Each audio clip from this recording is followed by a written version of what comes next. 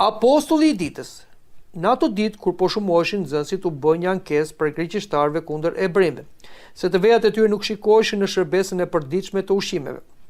Atëherë të 12 të thëritën grupin e nxënësve e thanë: "Nuk është e pëlqyeshme për ne të lëmë fjalën e Perëndisë e të shërbejmë nëpër tryezat.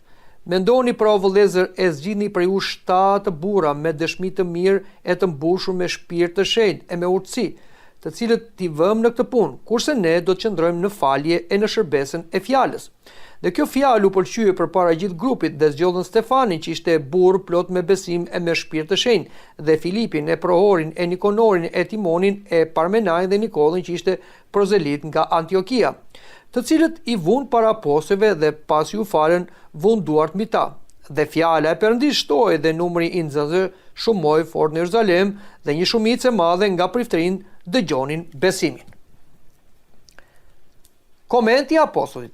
Të nderuar dëgjues të Radios Gjallë dhe miq tonë, gjithsesi sot lexojmë nga Veprat e Apostujve, kapitulli 6, vargu 1 deri në vargun 7. Dhe në ato ditë kur po shumoheshin nxënësit u bë një ankesë për greqishtarëve kundër ebrejve, se të vejat e tyre nuk shikoheshin në shërbesën e përditshme të ushqimeve.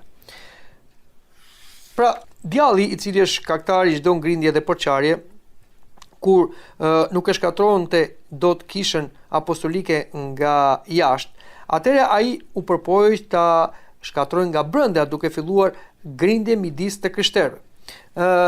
Në ditët e para të kishës ishte zakonshme që të bëheshin shpenzime ditore për gratë e veja, të cilët nuk kishin mundësi të punonin, kështu që ato duhet të mbaheshin me ushqim ato dhe fëmijët e tyre. Por disa nga besimtarët që ishin jude dhe që flisnin greqisht u ankuan pasi të vejat e tyre nuk po trajtoheshin mirë nga të vejat që ishin ebre. Dhe kështu filloi një lloj ngrindje në mes të krishterëve. Apostujt ishin të vëmendshëm dhe menjëherë u përpoqën ta shuajnë këtë grindje për të ruajtur unitetin e kishës. Dhe kjo na thuhet në vargun 2. Atëherë të 12 të thirrën grupin e nxënësve thanë: "Nuk është e pëlqyeshme për ne të lëmë fjalën e Perëndisë e të shërbejmë në tryezat." Tashmë apostujt e panë këtë grindje dhe nuk e lejuan që ajo të zhvillohet, por u përpoqën ta shuajnë këtë grindje duke mbledhur të gjithë të krishterët dhe ata thanë që ne nuk mund të bëjmë tani rolin e ndarjes së ushqimeve, jo sepse ata nuk donin ta bënin këtë, por nuk kishin mundësi ta bënin sepse ata kishin një detyrë akoma më të lartë, siç e kishte caktuar Zoti, pra të shërbenin fjalën e Perëndisë. Domethënë me anë të predikimit dhe me anë të mistereve. Dhe kështu ata nuk mund linin këtë shërbes për bërë një shërbes tjetër, atë të ndarjes së ushqimit të zakonshëm në tryeza. Prandaj në vargun 3 na thuhet: "Mendoni pra o vëllezër, e zgjidhni për ju 7 burra me dëshmi të mirë e të mbushur me shpirt të shenjtë e me urtësi, të cilët i vëmë në këtë punë." Shikoni se apostujt patën një zgjidhje origjinale, patjetër të frymëzuar nga shpirti i shenjtë. Pra mendoni o vëllezër, duke e trajtuar këtë çështje si çështje të komunitetit, pra ata nuk e mbanin veten të veçuar, por ishin një pjesë integrale e komunitetit, dhe thotë zgjidhni për ju 7 burra, numri 7 është dhe numër plotësie, dhe thotë me dëshmi të mirë të mbushur me shpirtin e shenjtë. Apostujt janë dakord që 7 burra të ishin njerëz me dëshmi të mirë dhe të mbushur me shpirtin e shenjtë. Pra, duhet jemi prova që kishin jetuar vazhdimisht me besim në ndikimin e shpirtit të shenjtë. Pra, duhet dim se apostujt mendonin se jo të gjithë besimtarët, të cilët e kishin marrë shpirtin e shenjtë në ditën e pagëzimit tyre, nuk mund ta mbanin shpirtin e shenjtë. Ndoshta e kishin i dhëruar, e kishin larguar shpirtin e shenjtë. Pra, nuk vazhdonin të ishin të mbushur me shpirtin e shenjtë. Kështu që duhet të zgjidheshin njerëz të cilët vazhdonin të ishin përplot me shpirtin e shenjtë, pra të mbushur me shpirtin e shenjtë. Pra, mbasmarrjes fillestare të hirit të shpirtit të shenjtë që ndodh në misterin e pagëzimit dhe të mirosjes, i krishterët duhet të ecë me besim i frymëzuar nga shpirti i shenjtë, duke i dhënë fund veprave të mëkatit, ashtu siç na thot edhe apostulli Pavli në letrën drejtuar Romakëve. Sepse në rrofshi sipas mishit keni për të vdekur, por në vrafshi veprat e trupit me anë të shpirtit do të rroni, sepse sa u liqen prej shpirtit të Perëndisë, këta janë bijtë të Perëndisë. Pra, kështu u zgjodhën këta 7 burra, të cilët na përmenden edhe në vargun më poshtë. Dhe në vargun 4 na thuhet: "Kurse ne do të qëndrojmë në falje e në shërbesën e fjalës." Pra apostujt ishin të qartë për detyrën që kishin. Ata thanë që ne do qëndrojmë në falje. Falje është lutja, adhurimi që bënin apostujt përballë Perëndis, duke mbledhur gjithë popullin e Perëndis në këtë adhurim e në shërbesën e fjalës.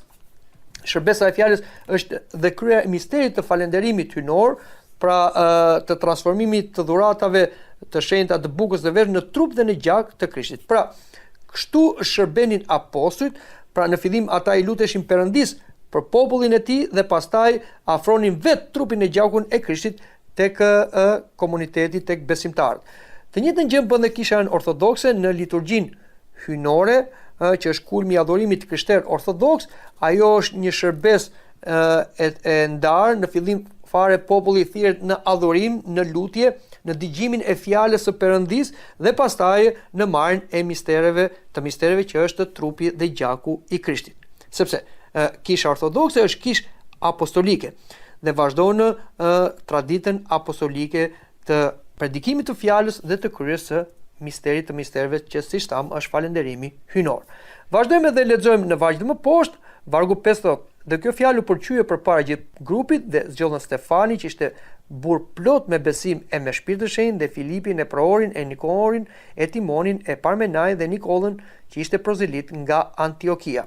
Pra, kjo fjalë u përqye nga populli i krishterë, nga komuniteti, të cilët zgjodhen këta 7 burra që na përmendet dhe emrat, dhe këta janë 7 diakonët e parë. Të përmendur në shkrimin e shenjtë janë Stefani, i cili është dhe diakoni i parë dhe dëshmori i parë, bashkë me diakonin Filip.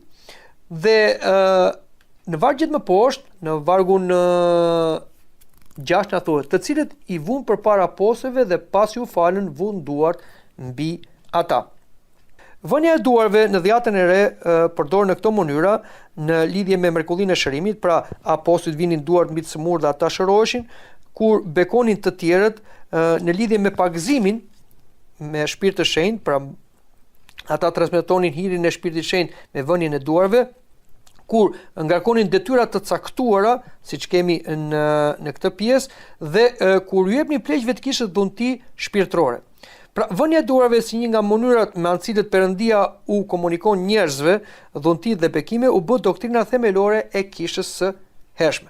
Kjo vazhdon edhe në kishën tonë ortodokse, që siç tham është kishë apostolike, dhe detyrat në kishën tonë ortodokse, sidomos detyrat klerikale, gjithmonë bëhen me vënien e duarve të episkopit. Pra, nëse një kandidat është i thirrur të shërbejë në kishë si diakon, si prift, ai patjetër do ta marrë këtë detyrë nga hiri i Shpirtit të Shenjtë, i cili transmetohet nga vënia e duarve të episkopit, që është ikonë e Krishtit dhe një vazhdimsi apostolike. Dhe askush nuk mund ta kryejë një detyrë të tillë nëse nuk ka marrë këtë vazhdimsi apostolike ose këtë hir të Shpirtit të Shenjtë, i cili u transmetua nga Zoti Krisht tek apostujt dhe nga apostujt tek episkopët dhe vazhdon deri më sot. Dhe vargu 7 thotë: "Dhe fjala e Perëndis shtoi dhe numri i nxënësve shtoi fort në Jeruzalem dhe një shumicë e madhe nga priftërinë dëgjonin besimin." Shërbesa e 7 diakonëve të parë, që nga greqishtja përkthehet në shqip shërbëtor, ndikoi shumë që fjala e Perëndis të shtohej, sepse ata duke shërbyer me drejtësi në ndarjen e ushqimit në tryezat e gratë e veja, bën që grindja të shuhej dhe të shtojë dashuria midis të krishterëve. Kjo ndikoi që numri i nxënësve të shtohej fort në Jeruzalem. Pra, shembulli i të krishterëve të parë me dashuri të sinqertë ndaj njëri tjetrit ndikonte tek ata që ishin jashtë kishës. Jo vetëm tek judentët thjesht, por edhe tek priftërinë, të cilët dëgjonin besimin. Priftërinë shërbenin në tempullin e Solomonit dhe ata e quanin veten të përzgjedhur që kishin një detyrë kaq të lartë dhe i shikonin me në vlerësim shërbesat e të krishterëve, shërbesat e apostujve. Por shembulli i dashurisë midis të krishterëve ndikoi edhe tek ata, sepse vetë Zoti Krisht thotë dhe duke dashur njëri tjetrin, të gjithë do ta njohin se ju jeni nxënësit e mi. Prandaj, duke marrë këtë shembull nga kisha e parë, edhe ne si të krishterë duhet bëjmë kujdes që të ruhemi nga ndarje përçarje të cilat vijnë shpeshherë nga gjëra të parëndësishme, por që duhet t'i shikojmë me shumë rëndësi, që t'i shuajmë ato dhe të kryejmë atë diakoni, atë shërbim ndaj njëri tjetrit, dhe kështu duke dashur njëri tjetrit, atëherë neve do ndikojmë edhe tek ata që janë jashtë kishës sot, por nesër të tërhequr nga shembulli i dashurisë do bëhen pjesë e komunitetit të krishterë. Dhe fjala e Perëndis do të shtohet dhe numri i krishterëve po ashtu. Dëgjuat komentin e librit të Veprave të Apostujve.